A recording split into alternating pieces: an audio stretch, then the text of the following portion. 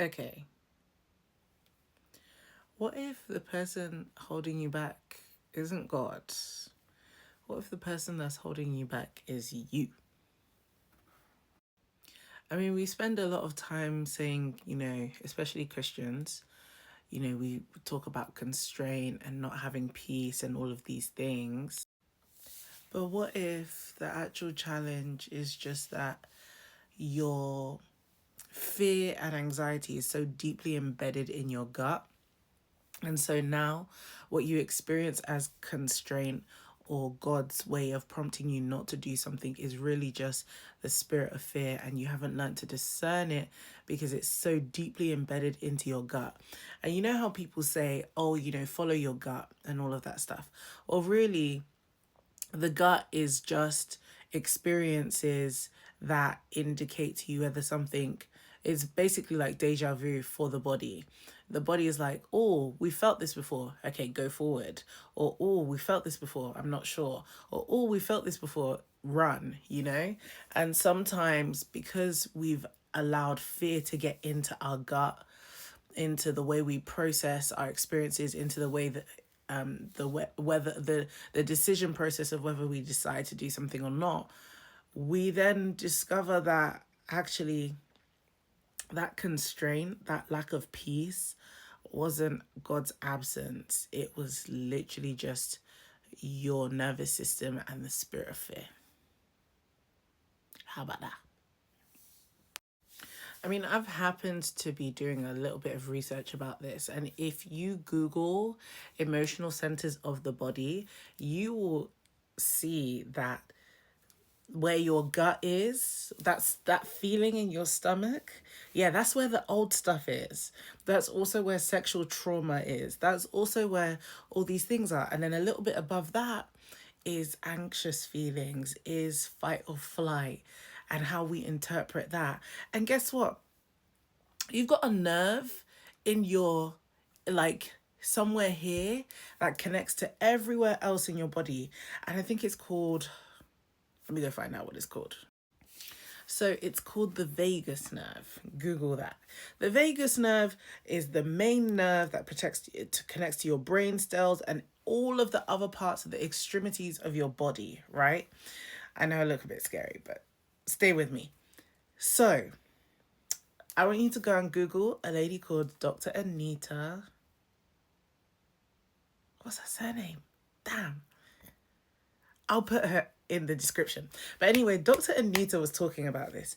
She was talking about how the vagus nerve, this is why sometimes when you sing, it helps loosen up your nerves. And sometimes practicing breathing also helps you release anxious feelings because this nerve is connected to everywhere, which is why some people have IBS, which is why some people feel nervous. So follow me, right?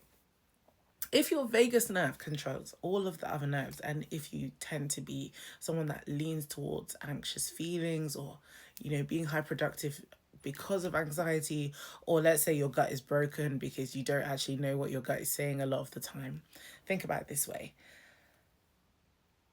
When I discover that the emotional center for my gut is down here, and my gut stores all my experiences, positive and negative, and what I learned to associate and connect those experiences to. I'm now going to use that to interpret the world that I see, the world that I'm living in, the emotional responses I get to my behavior, etc., etc. Now, let's bring in the God factor. Okay? Because I am learning, and maybe you are too, but I am learning that that lack of sometimes the constraint is not God.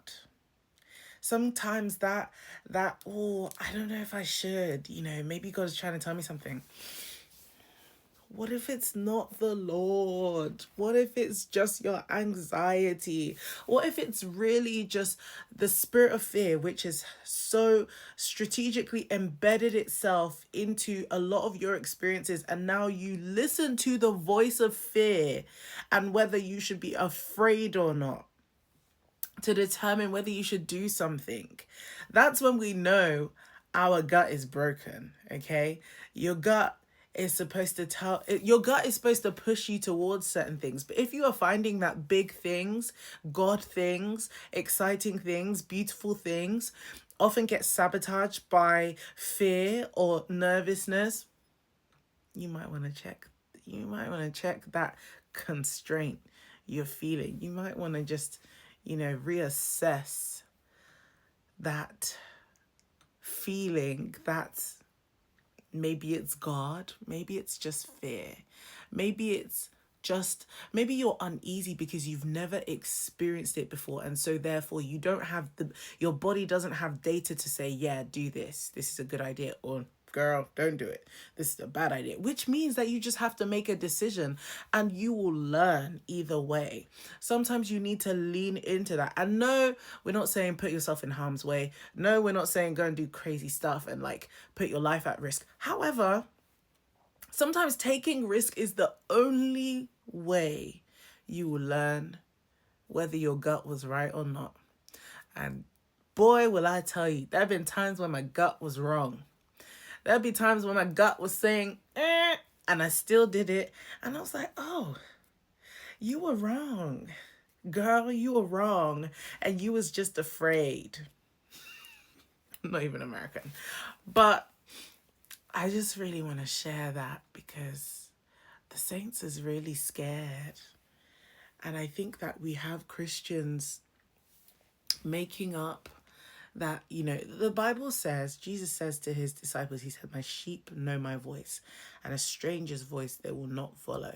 But what we have to determine a lot of the time as sheep, as people claiming to follow Christ, is, is this the voice of a stranger? Is the fact that this is big and scary intimidating me out of it? Or do I feel constraint here because I don't have enough data to say, go for it? And let me add another thing, because I spent 7 years building a startup with one of my closest friends. We had a team of like 30 people at some point, leading them, trying to take them to the next, trying to build innovative products. And let me tell you, when it came to tasks and delegating and execution, even within myself, I learned very quickly that sometimes what's stopping you is the lack of confidence to do that thing. Sometimes what takes you longer, sometimes that the confidence in your competence is lacking, and that is what has literally been tripping you up along the way. Yeah.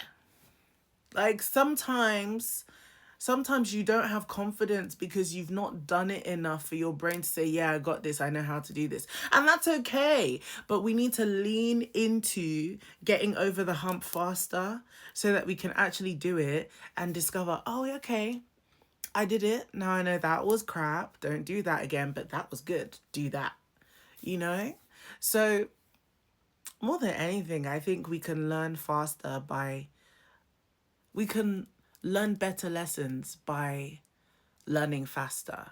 And we can only learn faster if we yield quicker. Oh, I felt that. I felt that for me.